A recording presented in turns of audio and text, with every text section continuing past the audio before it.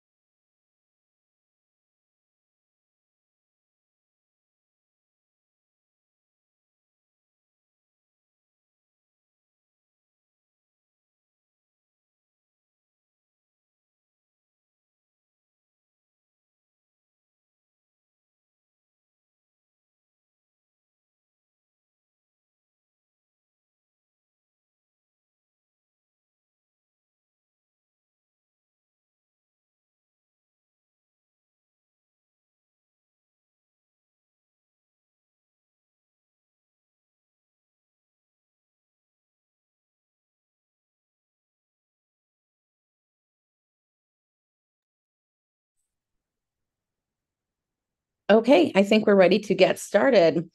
Hi, everyone. For those of you who were with us yesterday, welcome back to day two.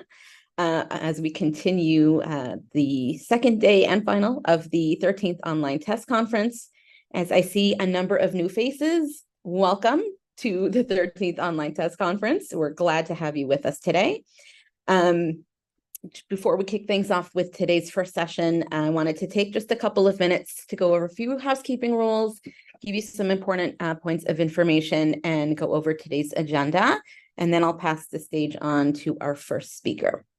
Number one, I wanted to let you know that we are live streaming today's first session on YouTube. So feel free to share that with your network. The video will sit in PractiTest's YouTube channel as well, so you can revisit it at any time in the future. I'd like to introduce myself. My name is Helen Berkowitz. I'm a Senior Marketing Manager at PractiTest, the company behind the Online Test Conference. For those who might be unfamiliar, I wanted to let you know a little bit about who we are and what we do. Okay. PractiTest was founded in 2008. At the time, as one of the first fully SaaS-based test management companies. At the time, most of the other competitors in the market were really on-prem, and that raised a number of concerns about privacy and security of data. And so PractiTest has made sure to incorporate industry standard protocols to protect and secure your data, from ISO to GDPR and many others. Over the years, as the testing world evolved, we evolved alongside it as well by supporting both manual and automated testing and kind of shifting into a test orchestration company. We've continued to evolve and incorporated a number of AI-based features and capabilities to help our customers test more efficiently, test smarter, test faster, and really take the guesswork out of their testing. And so we've evolved yet again into really becoming an AI-driven test management company.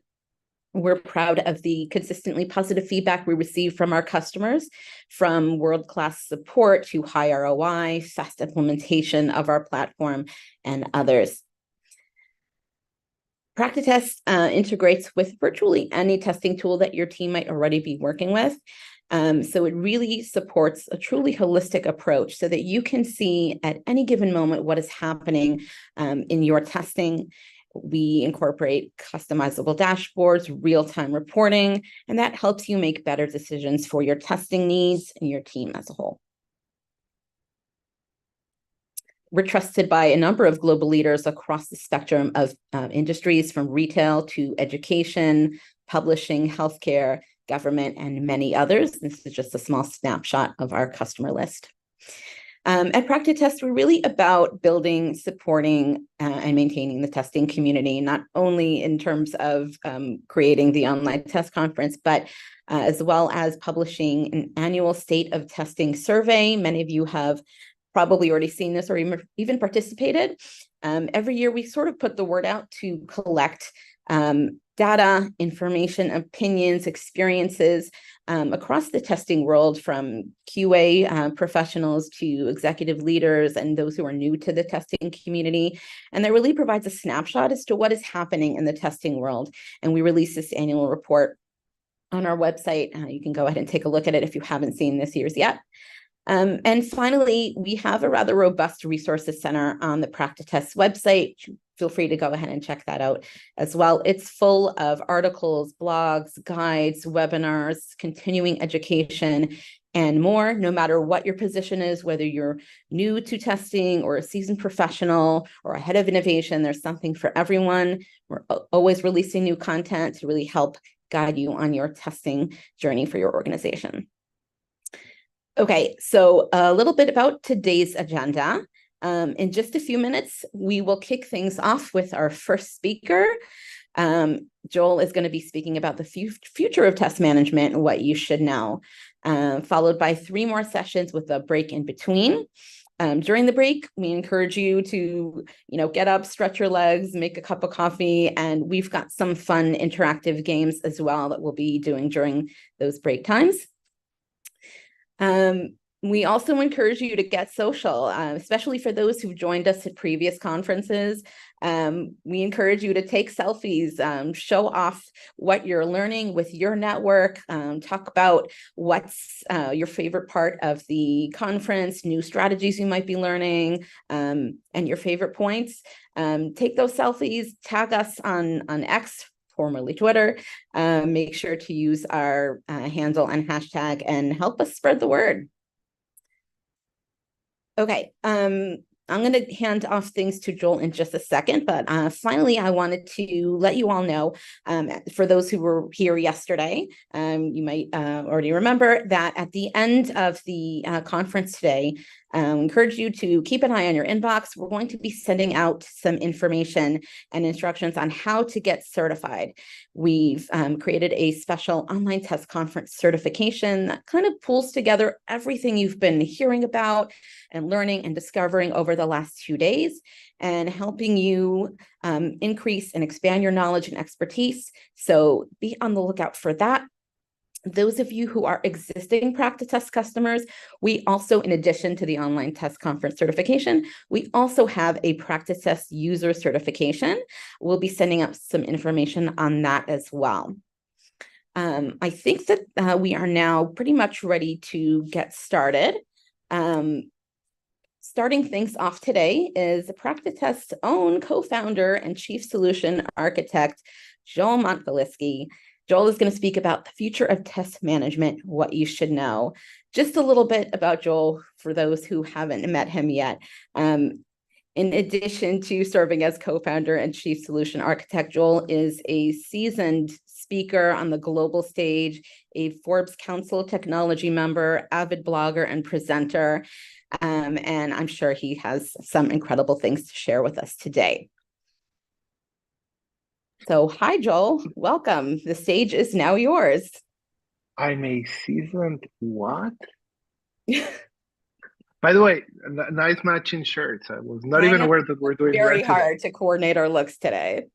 I know. Come on. In any case, thank you, Ellen. And I want to give a shout out here, not only to Ellen, but to our marketing team in practice, Mai in particular, who's flying behind the wings and making a lot of magic happening. So Mai and Helen, thank you very much for making this happening. And it's actually kind of weird. I was talking with some of the people yesterday that this is the 13th time we do the OnlineTestConf, and I remember the first time we did the OnlineTestConf, it was way long ago, and it was a small room, and we were really, really anxious because we didn't know if people were going to come. And the fact that we keep doing it and that people give us great feedback, and not only the people who are seeing this live, yes, guys and girls, everyone here, great, but also people who see this later on, it's great to be able to share stuff with the community, and I'm really, really happy that we're able to do this. So without further ado, what are we going to talk about today? So one of the things that I was at the PNSQC conference that was about, what was it, about 4-5 weeks ago in Portland, Oregon. And a lot of the talks were about, okay, so what's in store? What's coming? How should we get ready for what's coming? And my approach was a little bit different.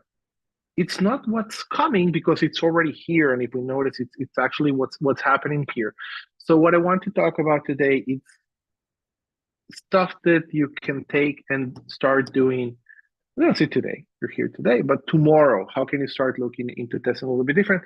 And I'm not talking about revolutionizing the way that you're working. I'm talking about improving the way that you're working by taking advantage about stuff that is going to be happening to you today. So we're going to be talking about the future of test management, what you should know, but maybe more important than that, what you should do in order to continue evolving. And we'll talk about evolution in a second. By the way, I also wanted to thank the speakers yesterday. If you were not here, there will be recorded sessions, and it was amazing because people yesterday were talking about AI and automation and CI pipelines and developing your career, and all of these are things that I'm going to be talking about today. So it was really funny seeing that yesterday and today. And so, oh, there's already a question here. You cannot see the presenter? Okay, so there's someone here saying that they can see the slides, but not the presenter. Can you see me? I should be visible somewhere, hopefully. And if not, Helen, take a look and tell me if I need to do something differently. But thanks, anonymous attendee, for letting us know. In any case, we're going to be talking about stuff you should know and stuff that we talked about yesterday. And I also invite you to stick around because after my talk, there's going to be a couple of additional talks about AI in general and also in practice if you want to see how it looks like. And we're going to be having Mohita from AST Corp talking about how she's built a center of excellence, and Anthony also giving some tips and tricks later on, and the certification that Ellen just mentioned. But enough chatter. Let's actually get into it. And if someone can confirm if you can see me or not. And again, I'm not that beautiful a thing to see. As you can see, this is me. But yeah, if you want to see me, that would be also great. So who am I and where are you I'm listening confirming that I can see you. That's a shame, but thanks for letting me know. In any case, who am I? So yeah, hi, I'm Joel. I'm an accidental tester. I've been in testing for 24 years, and I wish I could say fresh out of college, but no, I actually started working in college as a tester without knowing what it was. It was basically a button pusher. We'll talk about that.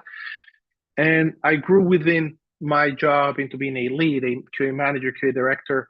Over the years, I really like to interact with the community. So I blog someone, post someone, speak whenever people invite me, do some consultancies here and there. And I also work as chief solution architect in practice, where my role is actually one of the coolest ones because a lot of what I do is go over to customers, see how they're working, understand how they're testing, and basically make sure that we have the best solution for them to work with. And if it is about evolving into more what Helen was talking, test orchestration, I will talk about that. Or if it's about how can we help better on DevOps testing, that's about that. So a lot of that is learning from you people, you beautiful nerds and geeks out there, proud geek myself. So it's great to do it. And I also get to do some other cool stuff like the OnlineTestConf or the state of testing that Helen was talking about. Enough about me. And let's actually talk about what we came here to talk about. So this is a question. I want you to think about it if you can. Again, not a lot, 3-5 seconds. What do you think, what have you seen change in testing over the last 5 to 10 years, 3 to 10 years, 3 to 7 years? I don't really care. Look into the ways that you're testing today that you were not testing a while ago and think about what's been happening. And obviously a lot has changed. But I want to focus, here we are, on 3 main things. First of all, again, I'm not saying you're a dinosaur like I am, but we started working in waterfall a long time ago. Then we got into this agile thing. It took a little bit of time to get it started. Everyone seems to be doing agile now, and now we're switching over to DevOps, and there's a huge difference between them. On the other hand, and not related to this, we have a lot more and a lot better testing tools, functional automation testing tools.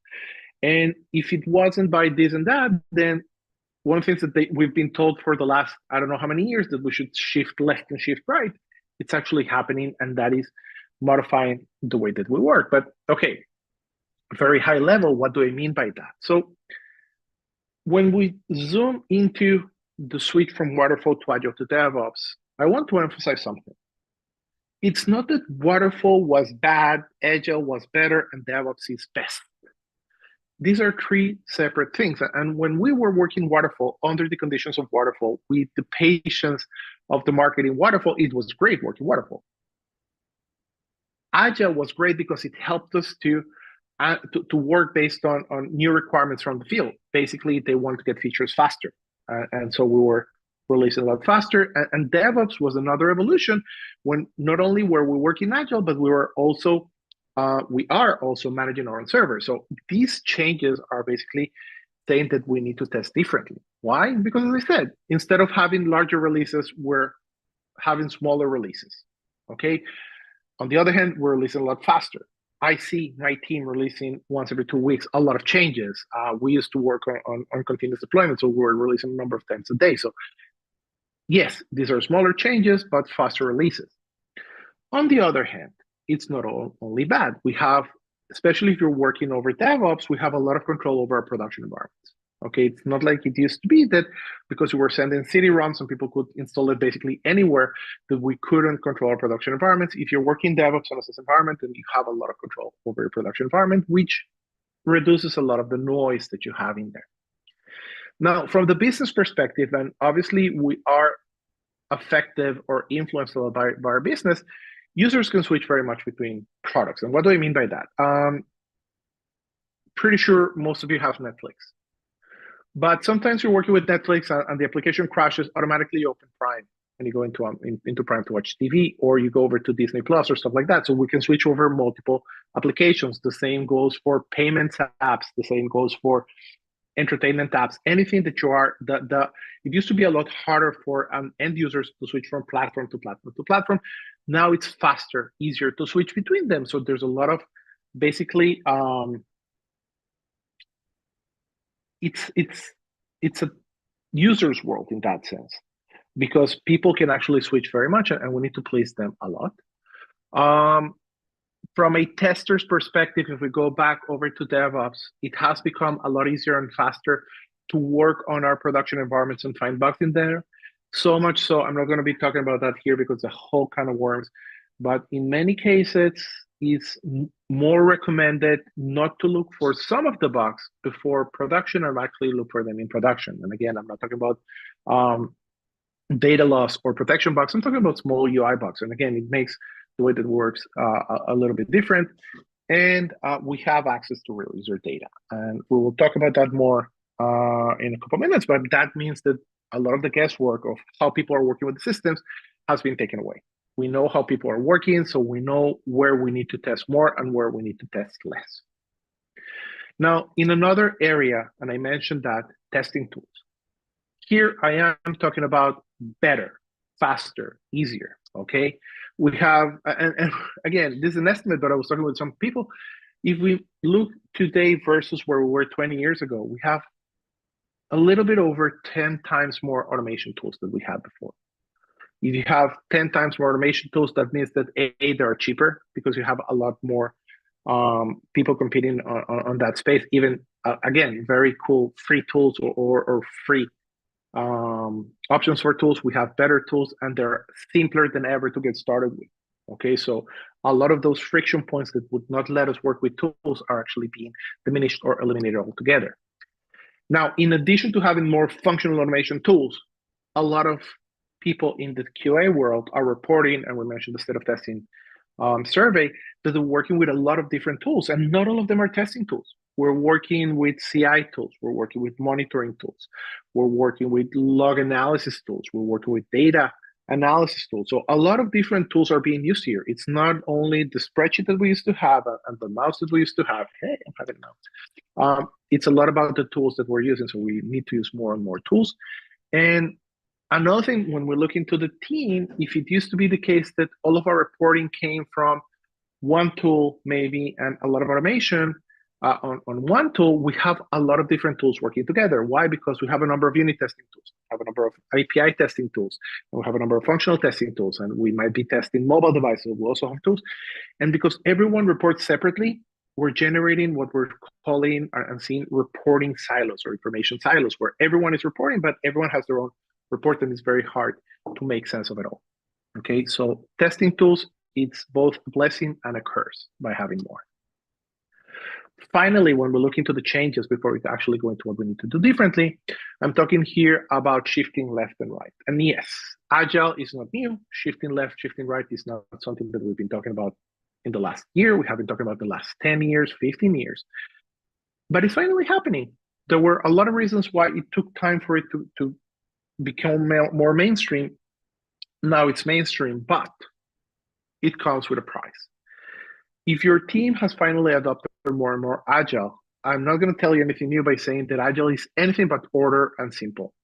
Yes, there's a lot more communication and there's a lot less paperwork, but it's a mess. Okay, because everything's changing and everything's fast and we don't have time to do anything like we really would like to do, and documentation or handshakes and stuff, it's very, very hard to basically keep your head out of the water and breathe. So Agile is anything but order and simply. And if you're going to start shifting left and right, that means that not only are you working very, very fast and in a very chaotic environment, you also need to expand yourself more in order to cover more areas with your testing approach. We're working with smaller teams. That's right. Yes. So we're not working. I used to work on a testing team. We had about 40 testers and about 60 developers or 80 developers. So we're working on a smaller team. We're 5 developers and 1 or 2 testers, but it's in the context of a large organization. And all of a sudden, there's a lot more politics involved because, oh, who's testing that? Who's talking to whom? Can I get this resource, that resource? When push comes to shove, my working team is smaller. Maybe I'm working better with developers, so I'm a lot more technical, but the project itself became more political than it was before. As I've been talking about, yes, we can start testing earlier. We can shift left. But every time we have less and less time to test everything.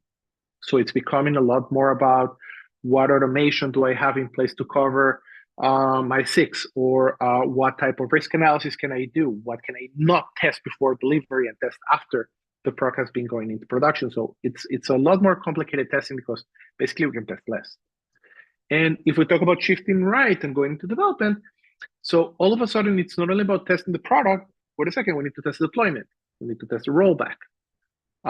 We need to do testing in production. So we're going to be working with the monitoring that we have in production. Do we have exceptions? Are we in charge of the exceptions? Should we take a look into those escaping defects? A lot of the work that used to be handled by other departments like customer success, customer support, it's also falling into us.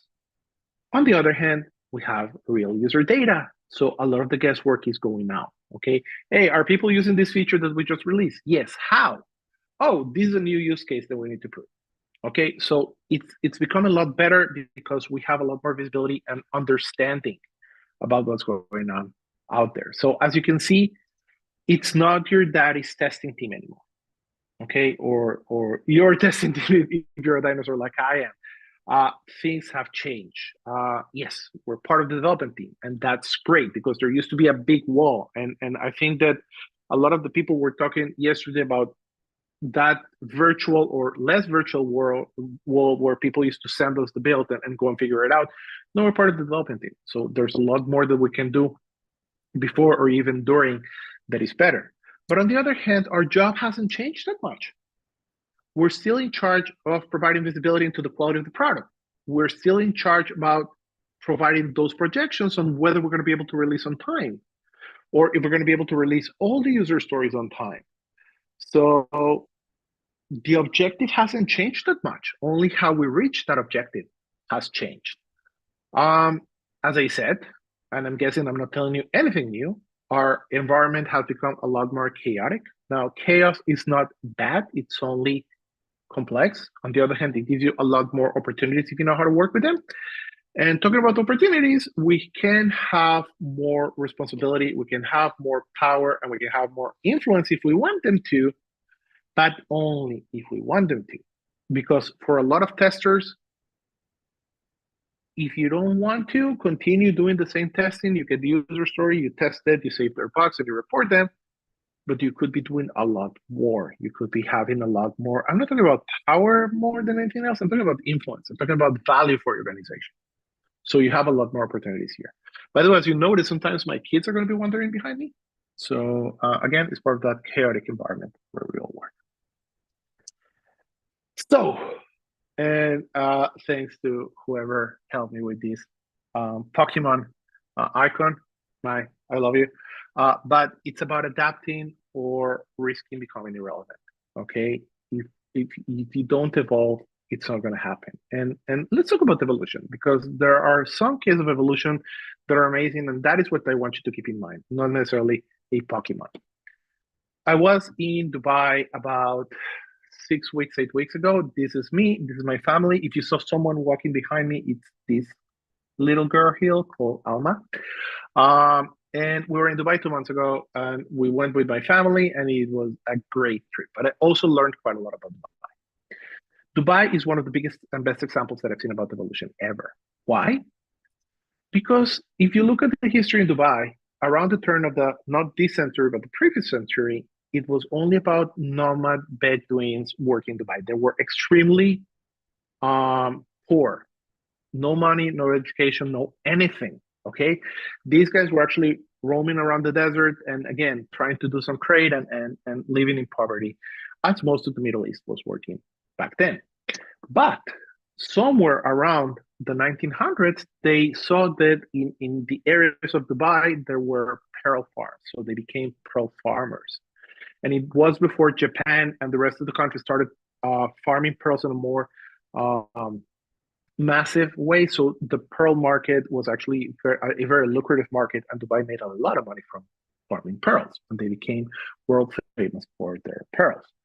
But as with everything in the world, the pearl market went down, and they were very, very happy around the 1960s when the British discovered oil, not only in Dubai, but in the whole United Arab Emirates, as well as in Saudi Arabia. And all of a sudden, these guys were rich once again. But I don't know how many of you know that.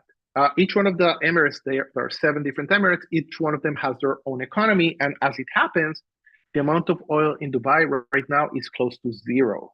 Their exports and the amount of money they get from oil is really, really low. On the other hand, they're a really, really rich country. Why?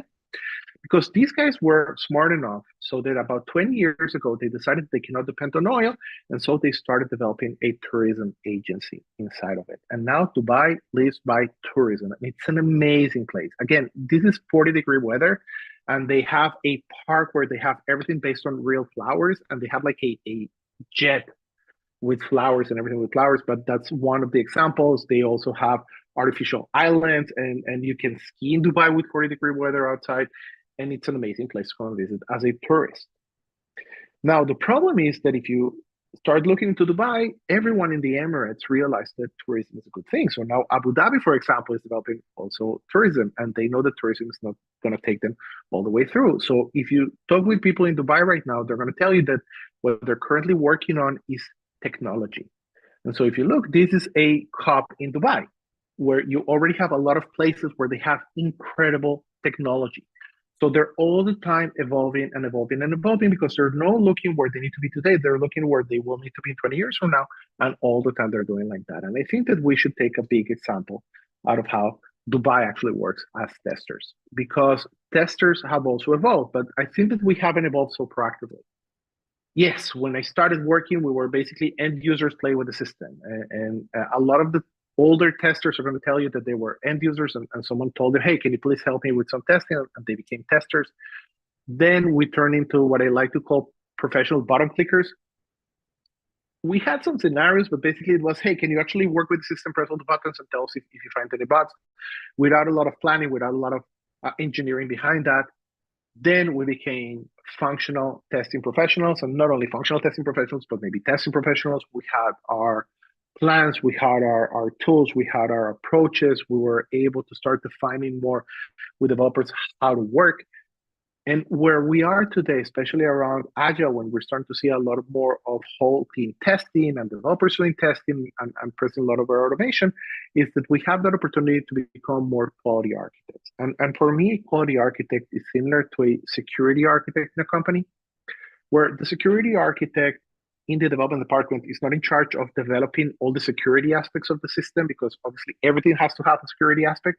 A quality architect is someone who will work with all the different people in the company to make sure that all the quality requirements are met.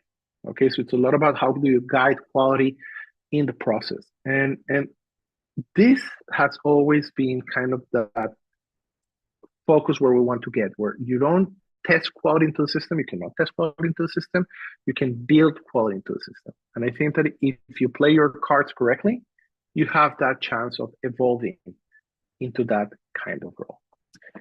But looking into more specific matters, I want to go over and obviously ask you how's your testing evolved, but maybe kind of give you a couple of ideas of how your testing can evolve moving forwards with some concrete ideas of how stuff can be done.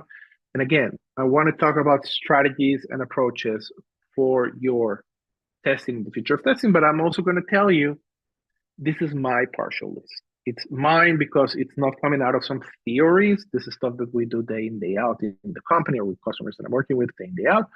But it's also mine because it comes from my perspective. And I'm pretty sure that it's obviously an incomplete list. And it's also a list that you might have other ideas. So I'm here more than to teach, to trigger that kind of thinking and make sure that everyone has their own ideas and can continue working in their own ways. But what do I mean by this? So let's talk about, again, not a lot of ideas, some areas where you could be improving, and let's get into that. So the first concept that I want to talk, the first idea, it's the idea of holistic quality, or what I started talking about, the role of the quality engineer. And the first thing to mention here is that it's not my idea. Actually, Janet Gregory came up with this idea, or she published this idea on February last year.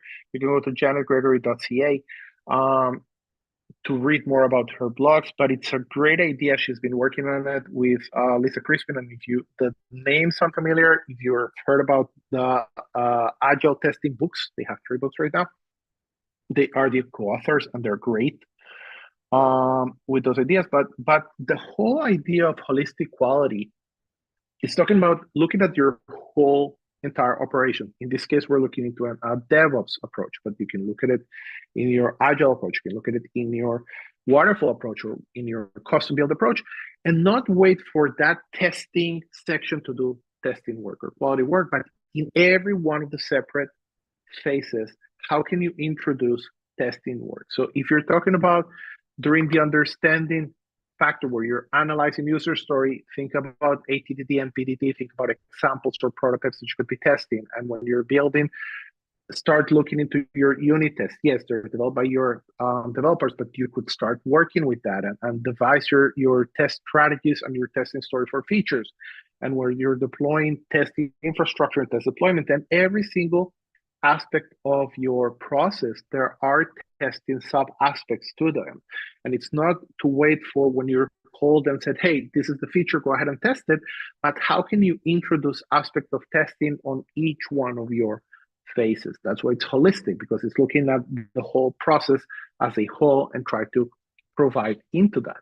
Now, the catch here, you will need to adapt it, because you will need to adapt it, first of all, to your process. There are no 2 agile processes that are exactly the same, because everyone adapts it to themselves. Same goes for waterfall or for DevOps. And it's also going to be based on your constraints. Where can you start working? You never start doing everything at once. You start from the low-hanging fruit and you start building upon it. So it's a pretty cool approach. It's a different way of looking into testing and quality as part of your process, but it will require a lot of work. It will require a lot of convincing. But you know what? If I had to choose only one approach, it's this one, because it will envelop all the other things that I'm going to be talking about right now. But holistic quality, I think that it's the key, because we're not limiting ourselves when they tell us go ahead and test. We're looking at the whole process, and we're trying to inject quality into the process in that way. Another thing that I've seen working extremely successful, and I really like it, and I think it's simple and it brings a lot of value. It's something that I like to call methodic shift left testing. Okay. And we talk about shift left, and everyone says, oh, shift left is easy. It's just to go over the user stories and make sure that they're working. Yes, it's easy. Maybe it's better to say simple than easy, because it's not as easy as it sounds, but you could be doing quite a lot more. First of all, what do you look at when you read a user story? Okay. It's not about reading it and starting to think about the tests that you want to do and writing them down. It's about, hey, wait a second. When I read the story and I look at the diagrams and all the stuff in there, are all the points covered? Did we miss something? Did we define the behavior on these other scenarios? We want to make sure that everything is as covered as possible. Look for inconsistencies. A lot of times when someone writes a user story, they're very focused on that functionality, and maybe they forgot about some functionality on another area that's close to that, and we need to take it into account, or something that is actually going contrary to this functionality in here. So try to look into that. Think about deployment considerations. Do we have data migration? We don't have data migration. Can we roll it back? Are we actually thinking about what are we going to be doing there? So it's not only about reading the user story and thinking about the cases. Another thing that we need to start working on is to try to understand and think more about the business. Okay, I have news for you. If we are working as a team on a user story and we're going to be investing, I don't know, 4 man weeks on this user story, and maybe another man week in testing and in deployment, the business people are expecting to get something out of it. What the thing that they want to get out of it? I don't know. Maybe they want to get more clicks on an area of the system that converts more. Maybe they want to see people adopting more things. Maybe they just want to get their value from the reviews on the Apple Store to go higher. Understand what are those values that your business people, your product people want to get, and make sure that we're calculating that. Make sure that if we have an MVP, a most valuable a minimal viable product that we want to have in here, what is the criteria for that minimal viable product if it's something that we're going to be able to have it? Why? Because sometimes people will say, oh, we want to get more clicks on that button. But that means that we need to have a benchmark. So we need to understand how many clicks we have today. And then we need to release this product, let it run for a day, a week, a month, and be able to validate that. So a lot of time we need to think about that. And this is something we can actually bring into the conversation as part of that user story value hypothesis analysis. Also, feature instrumentation. And we're going to be talking about production metrics, but instrumentation basically means we want to know once this feature is going to be released, if people are using it, if people are clicking on them, okay? And there are tools for that, but you need to instrument it. You need to make sure that there are calls that are going to be logging that if you want. So instrumentation is a very, very big factor. And if we don't add that as part of those user stories, it's not going to happen on its own. Okay, so a lot of that is going to be stuff that you can do before anything gets done. What other concerns we need to have on production? So a lot of shifting left is not only about rating and writing your test cases, it's about evaluating that everything that has to be in the user story, all the preparations are there. Moving forward. Even before we formally get a feature for testing, there's quite a lot of testing that we can do. And one of the things that I love it, and we do it internally in practice, is a practice that we've called testing while developing. And it's like reviewing and fixing your plane as it's flying. That's why I love this picture. And it's a lot like that, but in the development and testing world. So basically, what we mean by that, make sure that you can get some testing done while the product is still being developed. Why do you want to do that? I hope that it's simple to everyone. Because if you're able to catch a bug while the developer is working on it, it will be easier to fix it. Because if the bug is not about, oh, there's an exception here, but oh, what the heck, you're doing something that you were not supposed to do. This is not what they meant to do in the user story. You're going to be saving a lot of time. Okay, so it's a lot about making sure that those validation points, both on are we building the right thing and are we building the thing right, happen as we're developing. The easiest way to do it is to schedule 1 or 2 paired testing and discovery sessions with your developers. Again, it should be on that sweet spot when the developer has started to work on the feature, there's enough to give feedback, but there's still time to make changes. So somewhere around halfway there, you need to schedule it. If it's a long user story, you can do 2 of those. If it's a short user story, try to get 1 of them. If it's a user story that is trivial, okay, don't do it. But then at least understand that you're going to be doing. But it's simple. You schedule 30 minutes, an hour with your developer. That person takes you over the system and you start thinking about stuff to check. And many times you will see that, oh shit, approach from the developer where he or she realizes that, oh yeah, you just got into a potential bug that it's going to be easier for them to solve and resolve while they're working on that. A lot of things that I like to do and I tell my testers to do is to revise with their developer the internal acceptance criteria. Internal acceptance criteria, it's a very sophisticated term to what the heck am I going to test once you give me this? Because if I already thought about my testing as a tester, and I can come to the developer and say, hey, you know what? Once you give it to me, these are the things that I'm going to be testing.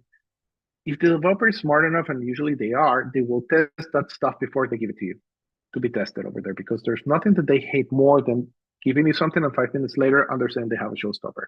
So give them that internal testing criteria.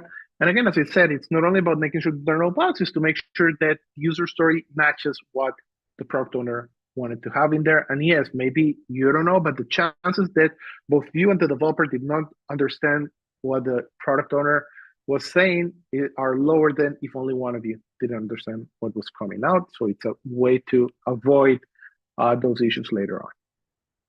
Sorry. And again, it's very simple to do, but it's very hard to do it consistently. It's very hard to get your team to understand that this is something we want to do day in, day out, and to make sure that you catalog, these are user stories that we want to do early testing, these are user stories that we don't.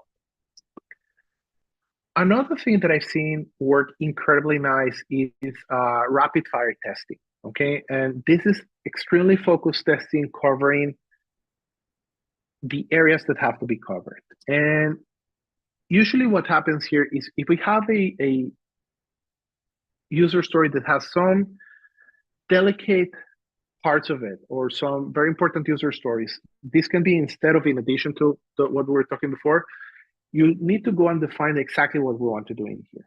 Let's say that this is a user story that is very, very hard and complicated and you want to go ahead and give feedback before.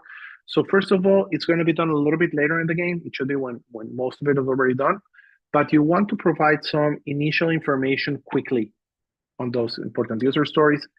You define your objectives and you actually take 30 minutes, 45 minutes, put on your headphones, no one should bother you, and you go very, very deep and very, very focused on that functionality. Where the idea is that you might need to do, again, more regression testing and more thorough testing, but you want to provide that first, hey, we're on the right track, it looks okay, I haven't found any showstoppers. You actually do it as a rapid fire testing. You should actually document your activities to avoid duplications, especially when you're going to be finding showstopper bugs. You want to know what you already tested so that you can go over them, or if everything's fine, avoid duplication later on regression. But at least for the people are going to be asking, what have you tested before you tell me also what you found? You should be documented that even if you're doing exploratory testing, session-based testing, make sure that you document everything that you're doing. And the idea is to provide feedback on the spot. It's not that, okay, I'm going to be doing my 45-minute session, and then I'm going to be waiting, and then I have to send a formal report to someone. No, we do the 45-minute session. Before I formally report my bugs in Practice or Jira or ClickUp or whatever, I'm going to tell you what I found. And I'm going to reproduce it to you. And we're going to be working here because the idea is to have a very, very quick turnaround time. Imagine a commando unit. You go in, you fetch what you came for, and you go out. Okay, it's a formal process, but in a more rapid way of working. Okay, it's not to be done everywhere, and it's not instead of doing your regression testing, but it's going to be a very, very effective way of working. And again, many times it's not a one-time operation because you might go very deep, find a bunch of showstoppers, they go back to work, they work a day or two, and then you go again very deep to make sure that now things are actually clean. But it's a very, from a testing perspective, very, very satisfying way of working. Okay, so I really, really like it, and I recommend when it's relevant. Another point, and this one is completely different from what we've been talking about up to now, it's the concept of test orchestration. Let me just drink for a sec.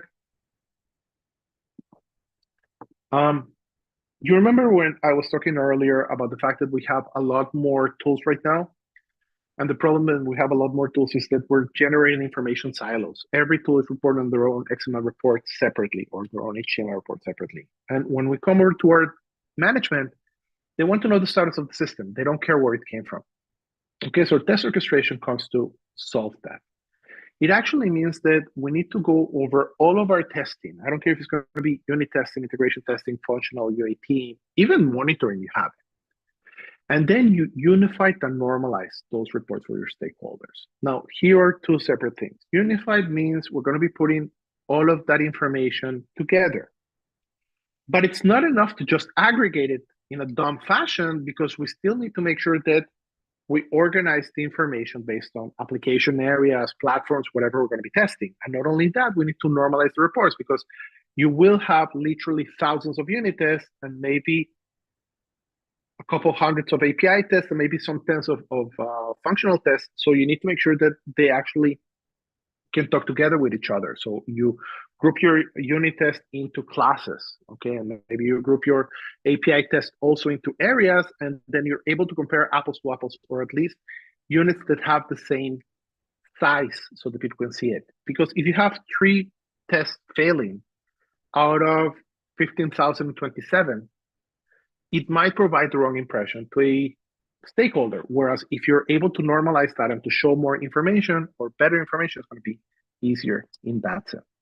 Now, the idea here is to align all efforts and all teams and all testing artifacts, as I was saying. You need to be able to show everything that has been tested And once you do that, then you start finding interesting information. For example, it's very normal that you will see stuff that is called overcovered. Everyone is testing this area of the application, but this area is relatively untested by automation. So once you start seeing the whole picture, you know how to start balancing your automation coverage in order to be more intelligent in that sense. Okay, so again, try to use it. And the idea here is that at the end of the day, your stakeholders don't really care where the information came from. They only want to see the information overall. Now we're reaching the end. Have a couple more here, but first of all, quality dashboards. And here is that question of if a tree falls on an empty forest, who cares if it makes a sound? The forest was empty, right? So the same applies to tests. If you're testing someone, but no one cares about the results, no one cares if it passes, if it fails, if you haven't run it at all, why are you even running that test? Okay, so it works both ways. If you have a test that no one cares about, don't run it. But if you have test cases that people care about, make sure that you're reporting on that. Okay, so you should be able to create good visibility to your stakeholders, but understanding what are their needs and what are their questions. Then build those quality dashboards. If people want to know, for example, these are the top 3 user stories that we want to release. They want to look at the coverage in there, they want to look at the testing completion in there, and they want to look at the showstoppers in there. Okay, they don't care about the other information. They might care only later on. So make sure that your quality dashboards are taking that into account. One of the things that I tell my people who ask me is focus always on providing 3 levels of information. These are the areas that are problematic, meaning there are issues right now, and we know that there are issues right now. We need to handle these issues.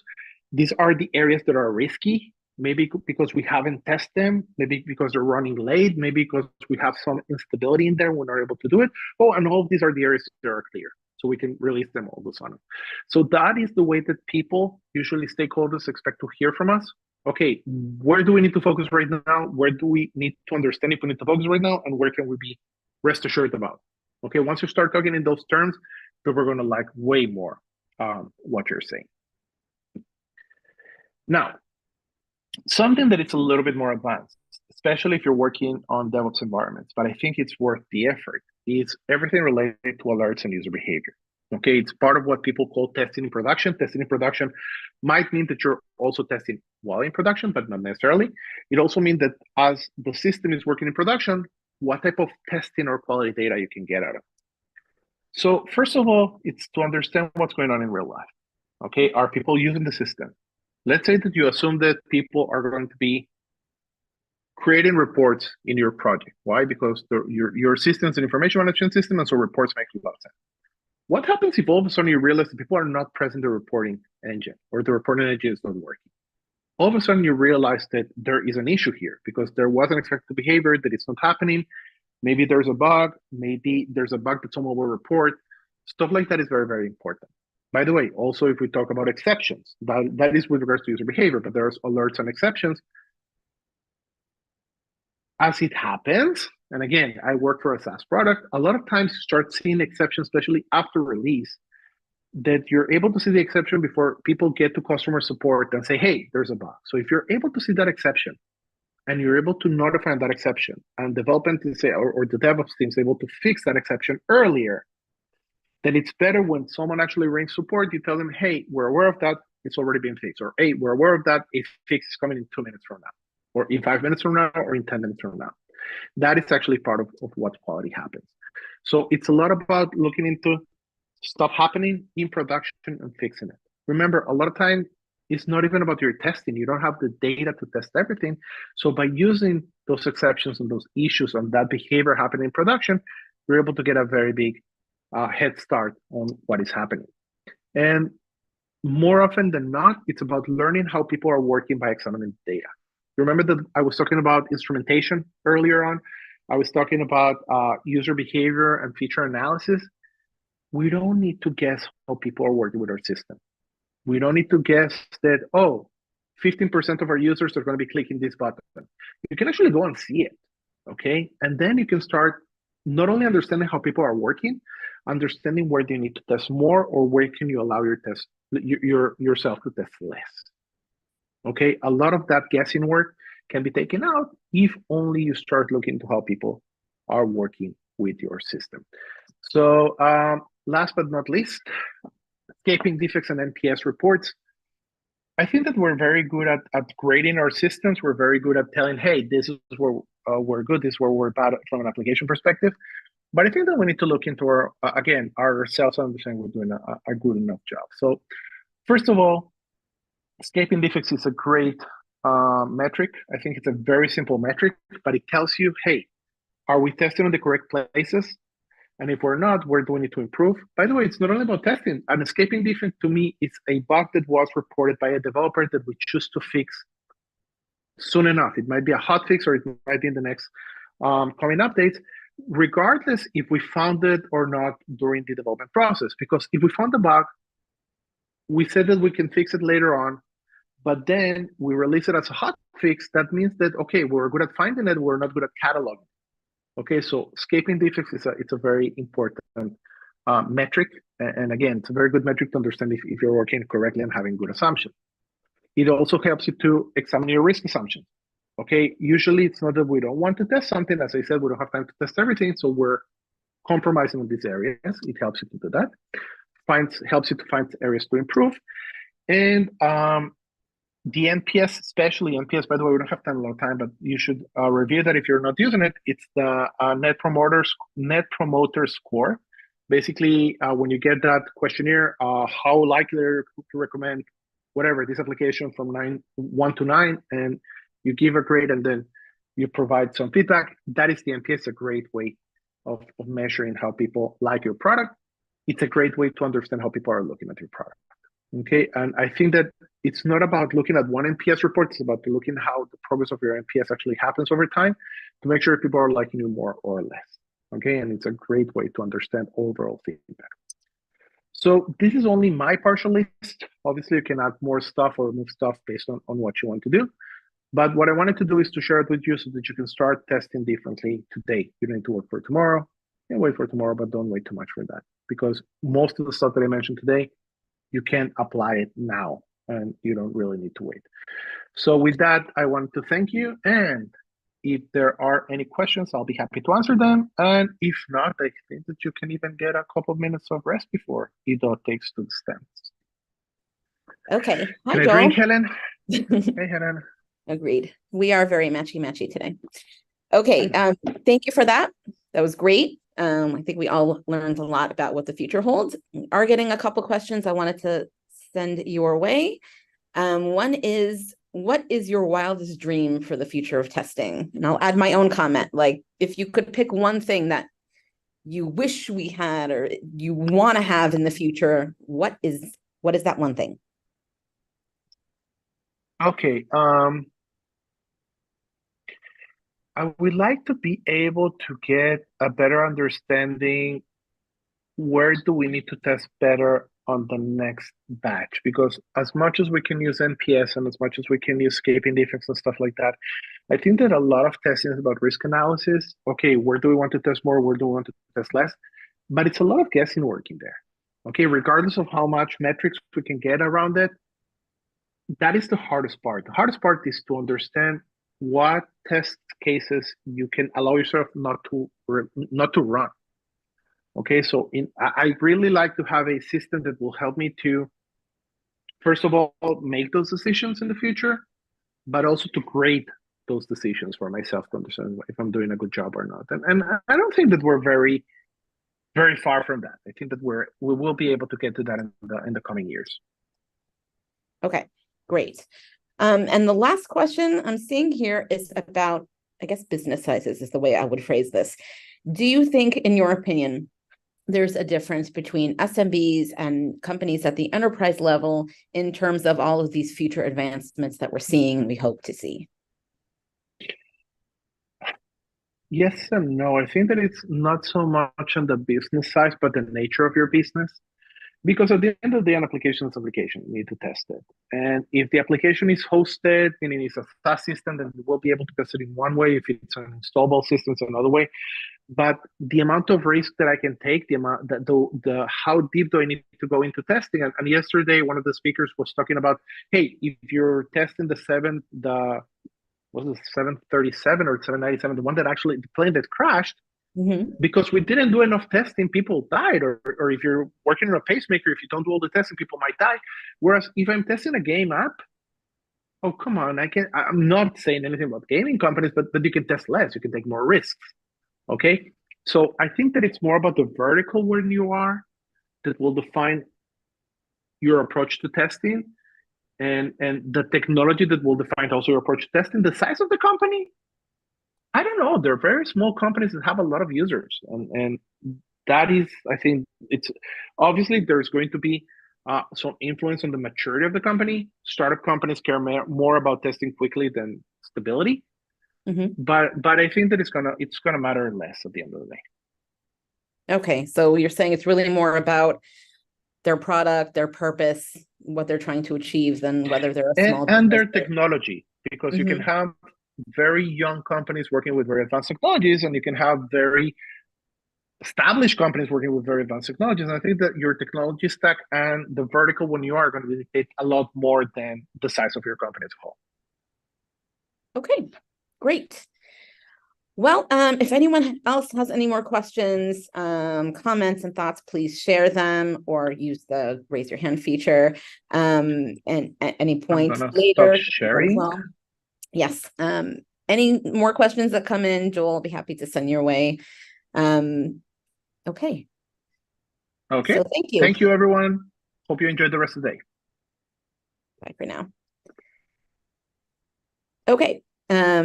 So that was a great way to kick things off, talking about the future. In just a moment, I will pass things off to Ido, who's going to take over for our next session.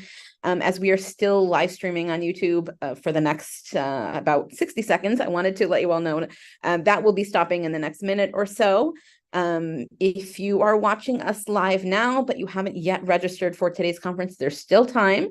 Just go ahead and follow the link, or just visit OnlineTestConf.com and you can register, and you'll receive a link to the streaming, to the Zoom link rather, in just a moment. Okay.